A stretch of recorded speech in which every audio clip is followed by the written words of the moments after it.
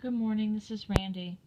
I wanted to do a video on emotional abuse and identifying actually whether or not you are being or have been emotionally abused. I know it sounds a bit silly that one should know if they are being emotionally abused or not, right?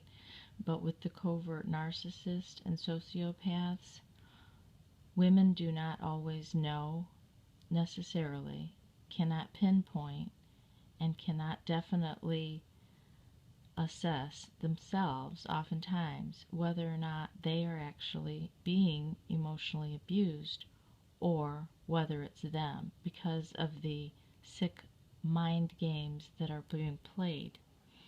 So,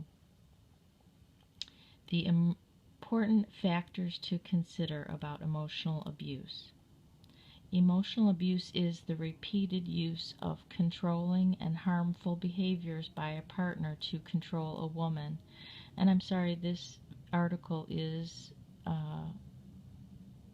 geared toward women victims.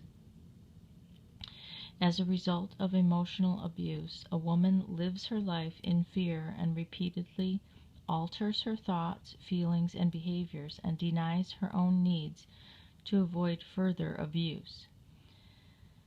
Abuse can happen to any woman regardless of her age, culture, ability, or socioeconomic background.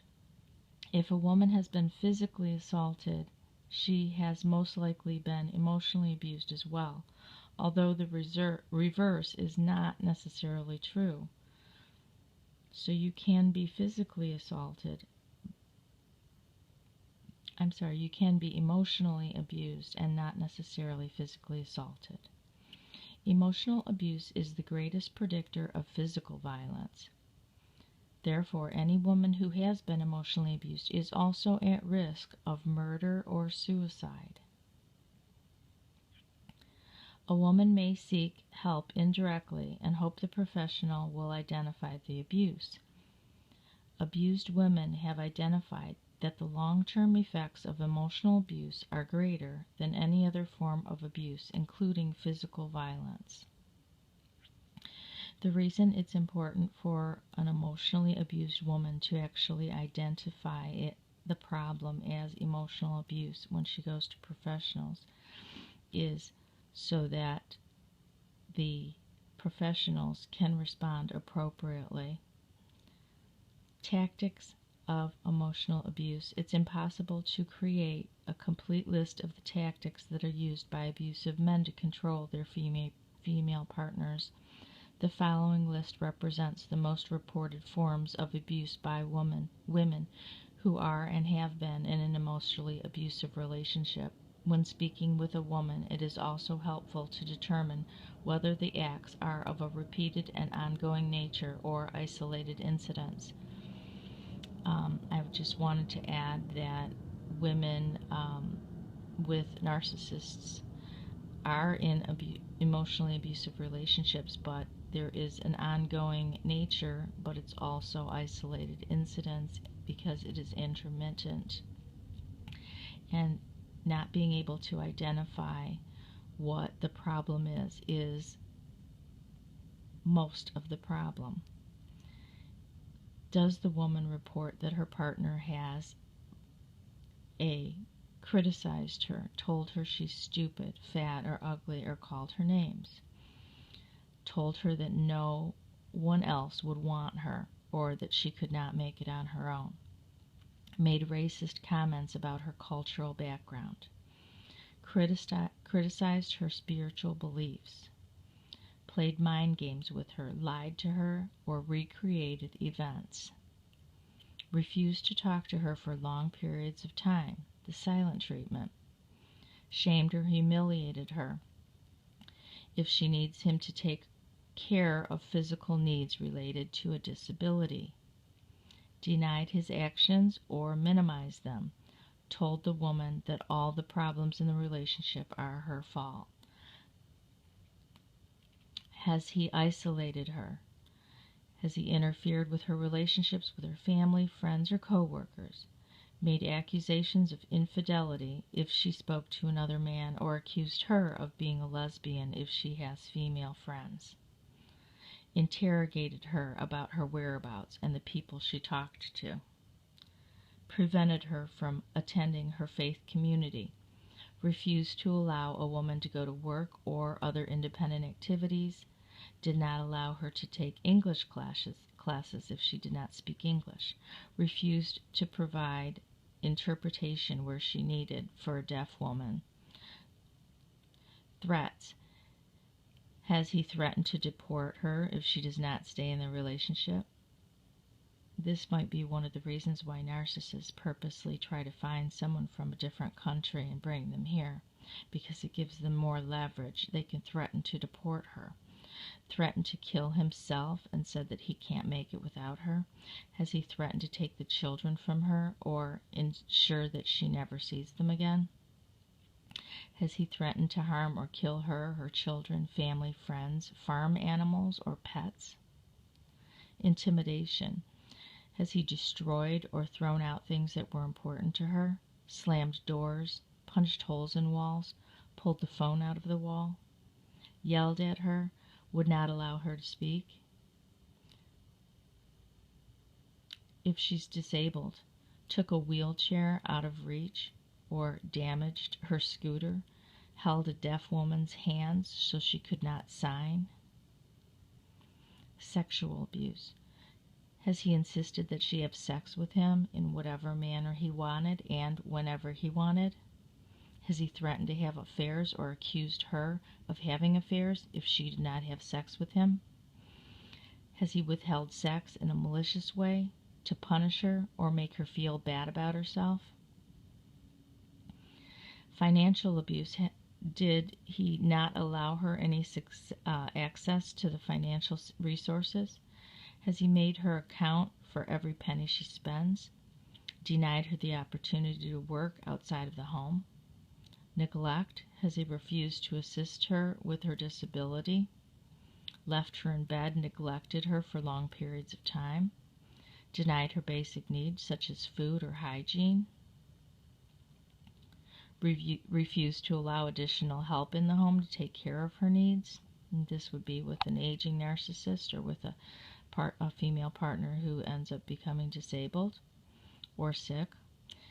The impact of emotional abuse. You may also be able to identify cues to a woman being emotionally abused by her behaviors and the way she has been impacted by the abuse.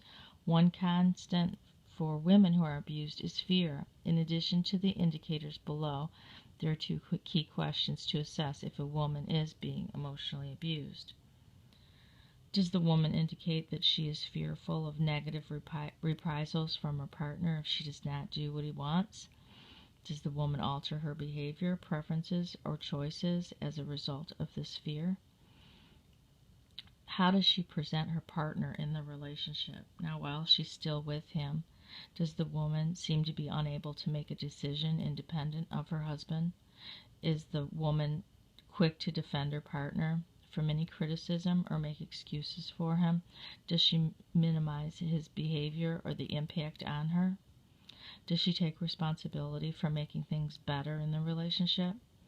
Does she seem fearful of doing anything that might make her partner upset? How does she present herself? Have you noticed that she's becoming less confident and able to speak up for herself? Is she quick to put herself down or discount positive feedback? Does she always take the blame for things, especially anything to do with her relationship? What is her overall well-being?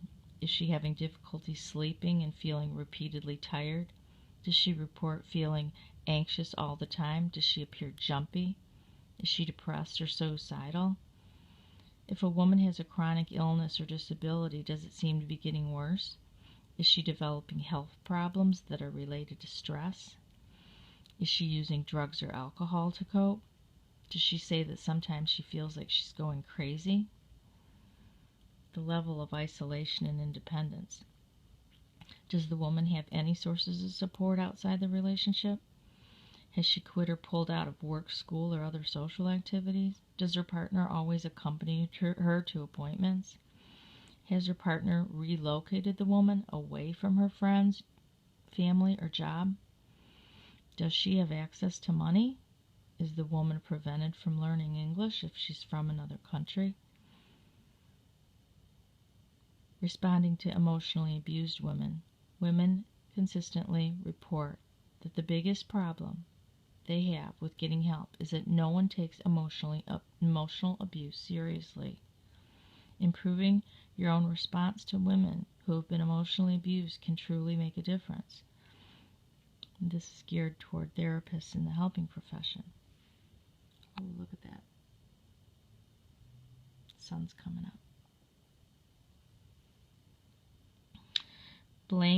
This is unhelpful responses. Blaming the woman for the abuse or suggesting that if she just tried harder or was more supportive to her husband, the abuse would stop.